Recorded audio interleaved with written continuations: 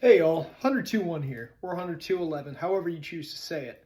But today I wanted to go through a handful of things, the basics of some very simple stuff for Airsoft. For beginners, players who are just getting into it, a handful of my friends who really annoy me because they're very bad at Airsoft, and I want you to get better. One of the first things we're going to talk about today is how to approach a position. Our position today, trash can.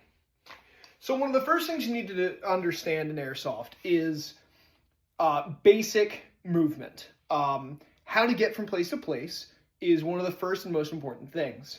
So for starters, your head is going to be the highest point on your body, pretty much at all times. So, for example, if I am at the barricade and I'm shooting, this point here and below, which is going to be here on my body and below, is going to be impossible for the enemy to hit. Big old trash can in the way, right? If I am down here, it's still just my head, which basically is a problem.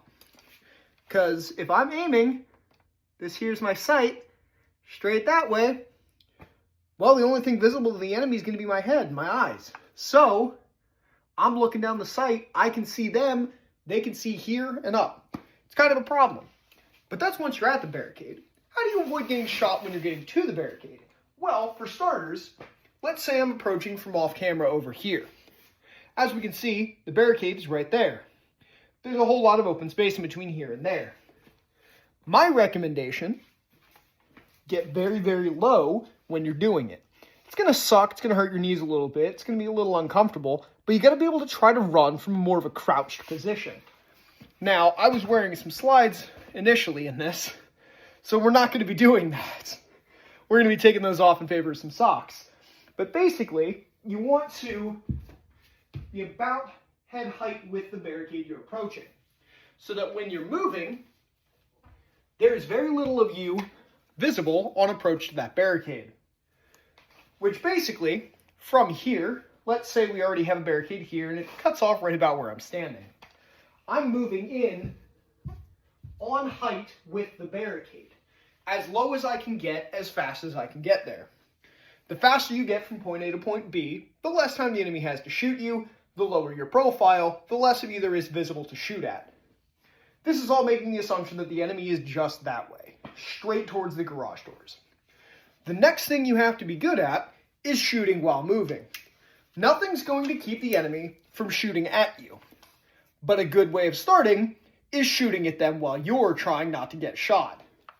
The basics of that being, I'm taking position, here's the wall, I move out, I take my position at the new location that I want to stay at. From there, you can also bound forward repeatedly to wherever you're trying to get. The basics of this, if I'm shooting and the enemy's shooting, if my shots are getting even remotely close, the enemy's not wanting to get hit, so they're going to get their heads down. Just like I am trying to keep my head down, getting where I want to go. Now, one of the most important things to notice, when you do get to your location, and you start to get closer, you have a handful of things to keep in mind. If we know the enemy's direction and location, well, we can engage like that. Straight over top of the barricade, minimal kind of ability to be hit from kind of low down, but there's only so much barricade. The enemy now knows where I am, they know where to expect me. So, we take a couple of shots, we get low. Now, I'm below the barricade's height. So if the enemy is on the same terrain height as me, basically they can't see me now because I'm lower than the barricade.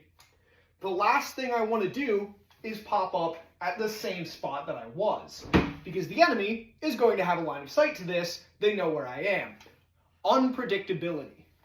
If my initial shots are from here, when I duck down, I have two routes of options, to the left, to the right.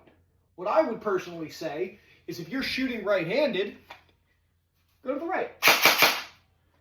But obviously, keep your head below the height, because now my head's visible and my side is visible. I'm a perfect target. How do I recommend you do this? Instead of taking one knee, take two knees and kind of sit back a little bit. So you shuffle forward, take some shots, shuffle back a little bit. I also recommend getting good at switching hands. One of the best ways you can do that, light little gun hops. Get good at kind of controlling it.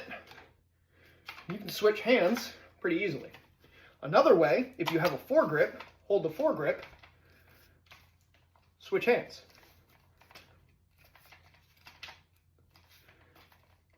No matter how you go about doing it, so long as the barrel is aiming towards where you want to shoot, it doesn't matter how long it takes, because you'll be able to basically re-engage the enemy. So let's say, so long as I take my hand off the foregrip, within only a couple of seconds, I'm back to aiming. Now, when you're running, you can do this too.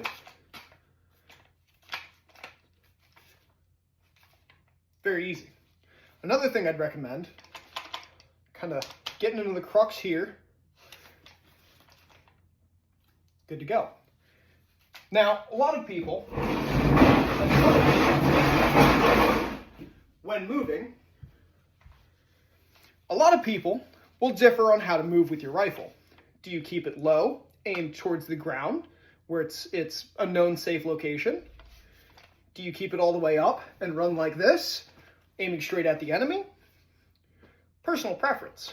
I've also seen a lot of people, especially in milsim, recommend doing it like this.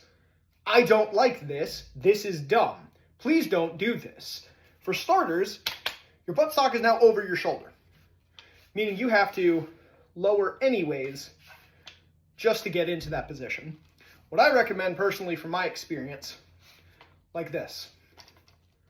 Run like this. And if you really need to gun it, you need to run as fast as you can. Hand off. You're going to make some serious headway. You're going to get pretty far. Your barrel aimed straight at the enemy. You don't have to be full on aimed down your scope to be able to try to get some shots off. If you're moving from point A to point B,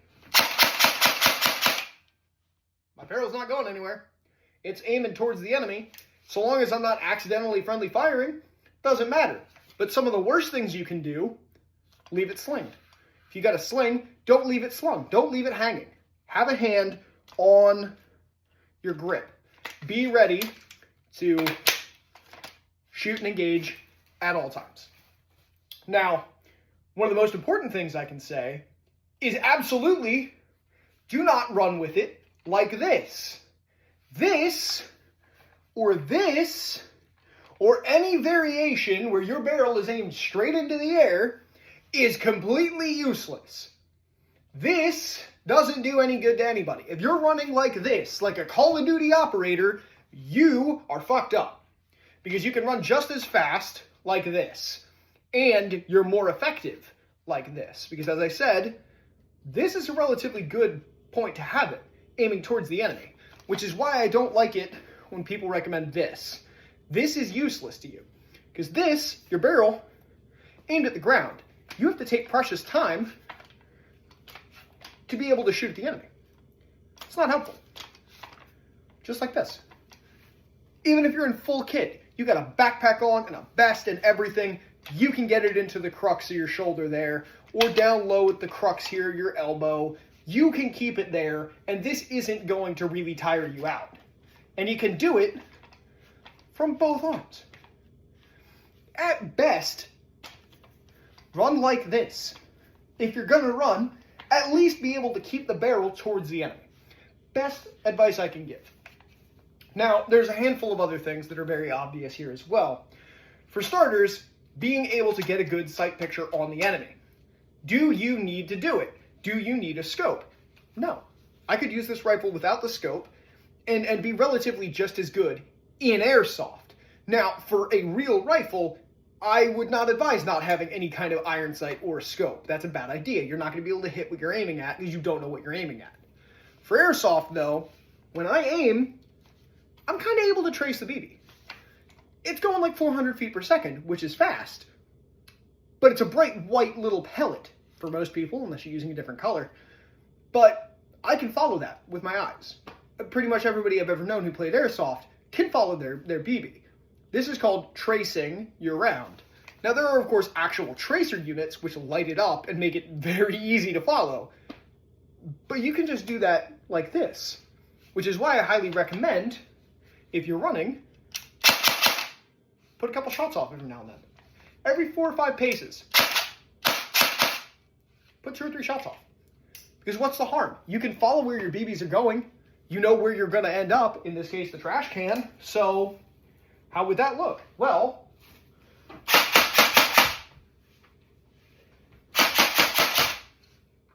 you can do it relatively easily. It's not very much of a challenge. Now, I've uploaded a couple of videos where I do goofy stuff. I flip my thing back, take my mag out, flip it, stick it back in. Don't do that. Please don't do that in an airsoft field. That is completely useless to everybody around you. Looks kind of cool, looks kind of neat. There's no reason to be flipping your mag around. Ooh. As I say, what good does it do me if that mag hits the floor? Nothing. No good. In fact, now, let's say it does. Now I not only don't have a mag in here, I might have one shot that's going to stay in there, one in the chamber, but now I have to pick it up. I got to put it in my dump pouch, or I got to, throw it in a pocket or whatever I have. Does me no good. Now, one of the things that I can recommend for people just starting out, if you don't have a bunch of army or military uniforms of any kind, the best piece of clothing you can wear for both comfort and usability, cargo pants. Doesn't matter what you wear on top. Some people will recommend I'll wear a hoodie or something because it's going to hurt. It stings. It's like getting flicked. It's not that bad. But cargo pants are the best thing you can wear if you're just going to go in basic clothing and you are borrowing a friend's equipment and he has more than one magazine. One of the biggest things I've seen at an airsoft field is that all of the rental equipment is M4 of some variety and a high cap magazine. This is a mid cap. No windy wheel at the bottom. Just rounds go in, rounds come back out.